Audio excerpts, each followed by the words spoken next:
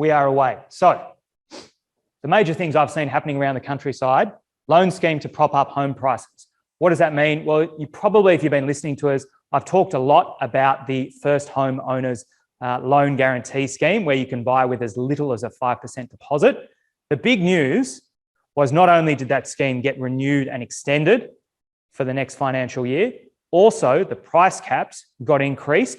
So that's going to allow more people, more first home buyers, access to more available properties. Obviously, a large quantity of homes are just not accessible using that scheme because they go through the price caps. I believe now in Sydney, it's gone up to $900,000 homes, and here in Melbourne, it's gone up to $800,000 homes. So that's made a big difference, and hopefully we should see more first homeowners being able to use that scheme. Inner Melbourne apartment prices jumped 6.5%.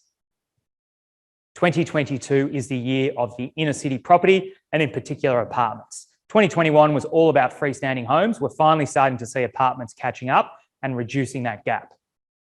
International searches go nuts for rentals across Melbourne, Docklands, and the rest of the inner city. Again, it is the year of the inner city.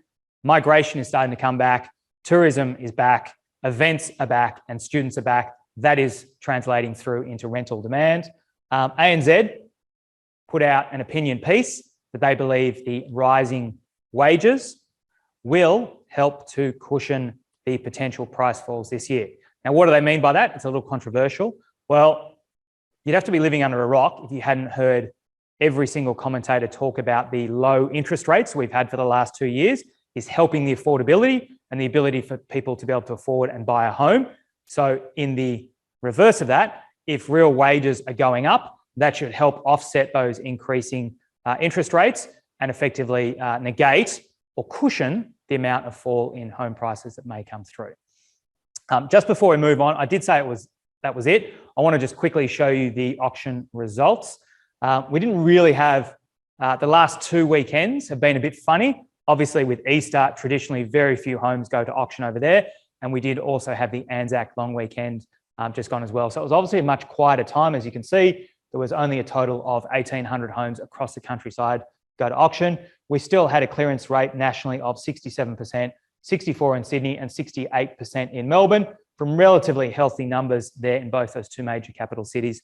So whilst the market is not as hot as it was last year, overall, it's still transacting pretty well. And I think you've just got to take the last 2 weeks with a grain of salt, because as I said, they're not traditionally busy weekends because of it being both Easter and Anzac Day following on the Monday. So let's see what happens over the rest of May. And I think that will be more telling as the election ends and then obviously into June.